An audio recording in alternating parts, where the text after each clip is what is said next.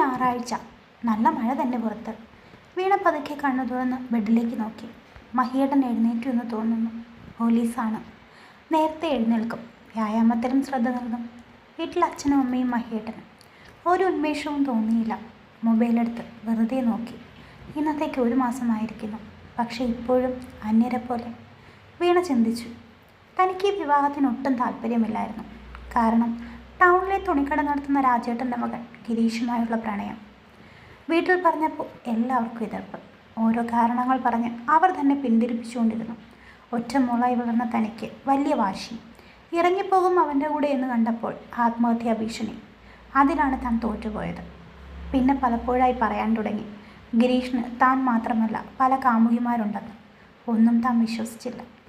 അച്ഛൻ എന്നെ വിവാഹം ചെയ്ത് അയക്കാനേ പറ്റൂ. ഒരിക്കലും അയാളുടെ ഭാര്യയായി ജീവിക്കില്ല, ഉറപ്പ്, വീണ വാശിയോടെ പറഞ്ഞു. വിവാഹം ദിവസം തന്നെ എല്ലാം മഹിയോട് തുറന്നു പറഞ്ഞു.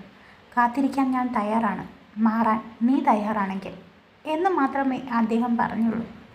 ഹണിമൂൺ ട്രിപ്പ് പ്ലാൻ ചെയ്യാൻ മഹിയേട്ടൻ്റെ ചേച്ചി പറഞ്ഞുകൊണ്ടിരുന്നു. തിരക്കാണ്, ലീവ് ഇപ്പോൾ കിട്ടില്ല എന്നും പറഞ്ഞ് മഹിയേട്ടൻ അത് മനഃപൂർവ്വം ഒഴിവാക്കിക്കൊണ്ടിരുന്നു. കഴിഞ്ഞ 1 മാസമായി താനിവിടെ വീർപ്പുമുട്ടി കഴിയുന്നു. ഗിരീഷിനെ വിളിച്ചാലോ? വിളിച്ചപ്പോൾ ഒന്ന് കാണണമെന്ന് പറഞ്ഞു. രാവിലെ ചായ കൂടി കഴിഞ്ഞപ്പോൾ മഹിയേട്ടനോട് ചോദിച്ചു, എനിക്ക് ടൗൺ വരെ ഒന്ന് പോകണം. ഞാനും കൂടെ വരാം. വേണ്ട, ഞാൻ തനിച്ചു പൊക്കോളാം. വേഗം വരില്ലേ? അത് ചോദിക്കുമ്പോൾ ആ കണ്ണുകളിൽ ഒരു ആശങ്കയില്ലേ? അതോ സ്നേഹമാണ്? ഏട്ടൻ വീട്ടുകാരോട് എന്തു പറയും? എന്തേലും പറയട്ടെ. ഓട്ടോ വിളിച്ച് ടൗണിലെത്തി. ഗിരീഷിനെ വിളിച്ചു. അവൻ കാറുമായി വന്നു. കയറാൻ പറഞ്ഞു. ആരും കാണണ്ട, പെട്ടെന്ന് കയറ്, ഗിരീഷ് വെപ്രാളത്തോടെ പറഞ്ഞു. ഗിരി എന്തിനാ പേടിക്കുന്നത്? അത് പിന്നെ 1 മാസമായി ഞാനിങ്ങനെ, നീ ഇല്ലാതെ എനിക്ക്. കാർ മുന്നോട്ട് നീങ്ങിക്കൊണ്ടിരുന്നു. നീ എങ്ങോട്ടാന്ന് പറഞ്ഞാൽ ഇറങ്ങിയത്? ഒന്നും പറഞ്ഞിട്ടില്ല. കാർ അല്പം തിരക്ക് കുറഞ്ഞ ഒരു റോഡരികിൽ നിർത്തി. വീണ, നിന്നെ വിവാഹം ചെയ്യാൻ ഞാൻ അതിയായി മോഹിച്ചു. പക്ഷെ വിധി. നീ എന്നെ കാണാൻ വന്നല്ലോ, സന്തോഷമായി. ഞാൻ നീ എന്താ വേണ്ടത്? എനിക്കറിയില്ല. വീണ. ഗിരി അവളുടെ കയ്യിൽ ഇറുക്കി പിടിച്ചു. എനിക്ക് നിന്നെ വേണം വീണ. അയാൾ അവൾക്കരികിലേക്ക് നീങ്ങി തുടങ്ങി. ഗിരി, എൻ്റെ കൈവിട്. വീണ, എൻ്റെ വിവാഹമാണ് അടുത്ത മാസം. അത് കഴിഞ്ഞാൽ പിന്നെ നിന്നെ ഇതുപോലെ എനിക്ക് കാണാൻ പറ്റുമോ? വീണ ഞെട്ടിപ്പോയി. ഗിരി, നമുക്ക് എങ്ങോട്ടേലും പോവാം. വിവാഹം ചെയ്ത് സുഖമായി ജീവിക്കാം. നീ എന്തായി പറയുന്നത്? ഈ വിവാഹത്തിൽ നിന്ന് എനിക്ക് മാറാൻ പറ്റില്ല. പിന്നെ വിവാഹം കഴിഞ്ഞാലും നമുക്ക് ഈ ബന്ധം തുടരാമല്ലോ. ചെറുചിരിയോടെ ഗിരി അത് പറഞ്ഞപ്പോൾ വീണ ഞെട്ടിപ്പോയി. നീ സുന്ദരിയാണ് വീണ. നിന്നെ എനിക്ക് വേണം. കാറിൽ നിന്ന് ചാടി ഇറങ്ങി എന്ന് വേണം പറയാൻ. നീ എന്താണോ വിചാരിച്ചത്? നിൻ്റെ അടുത്തേക്ക് കാമപരവിഷയായി വന്നവളാണ് ഞാനെന്നോ? നിന്നെ ഒരിക്കൽ ആത്മാർത്ഥമായി സ്നേഹിച്ചതിൻ്റെ പേരിലും അച്ഛനമ്മമാരുടെ ആത്മഹത്യ ഒഴിവാക്കാനായി വിവാഹം ചെയ്തതിൻ്റെ പേരിലും 1 മാസമായി ഞാൻ അനുഭവിക്കുന്ന വേദന എത്രയായിരുന്നു നിനക്കറിയാമോ? പലരും പറഞ്ഞിട്ടും നിന്നെ വിശ്വസിച്ചത് എൻ്റെ തെറ്റ്. നീ വല്ലാതെ പിടയാതിരി. കല്യാണം കഴിഞ്ഞ് 1 മാസം തികയുന്നതിന് മുമ്പ് കാമുവിനെ തിരഞ്ഞ് എത്തിയവളല്ലേ നീ? കിടന്ന് കാറാതെ. കെട്ടിയവൻ പോരാഞ്ഞിട്ടായിരിക്കും. നിൻ്റെ സംസ്കാരമല്ലടാ എൻ്റെ കഴുത്തിൽ താലി കെട്ടിയവന്. എല്ലാം അറിഞ്ഞിട്ടും ഒരു വാക്കുകൊണ്ടുപോലും നോക്കി നിൽക്കാതെ പെണ്ണിൻ്റെ ശരീരത്തിനേക്കാൾ മനസ്സിന് വില നൽകുന്നവനാണ് അദ്ദേഹമെന്ന് ഈ 1 മാസം കൊണ്ട് ഞാൻ മനസ്സിലാക്കിയത്. നിന്നെപ്പോലെ ഒരുവൻ്റെ ഭാര്യയായി ജന്മം പാഴാക്കാതിരുന്നത് എൻ്റെ പുണ്യം. ഇനി എൻ്റെ ചിന്തകളിൽ നിന്ന് നിന്നെ ഞാൻ ഒഴിവാക്കുക എന്നതേക്കുമായി. എല്ലാം വിളിച്ചു പറഞ്ഞു കഴിഞ്ഞപ്പോൾ ദേഷ്യത്തോടെ കാറുമെടുത്ത് അവൻ പോയി കഴിഞ്ഞിരുന്നു. പുറത്തെ മഴ മുഴുവൻ കണ്ടുകൊണ്ട് ആർത്ത് കരഞ്ഞു. പെട്ടെന്നാണ് ഒരു കിടക്കീഴിലാണ് ഞാൻ നിൽക്കുന്നതെന്നും ബോധ്യമായത്. തിരിഞ്ഞു നോക്കിയപ്പോൾ മഹിയേട്ടൻ. ഞാൻ പറ്റിക്കപ്പെടുമായിരുന്നു മഹിയേട്ടൻ.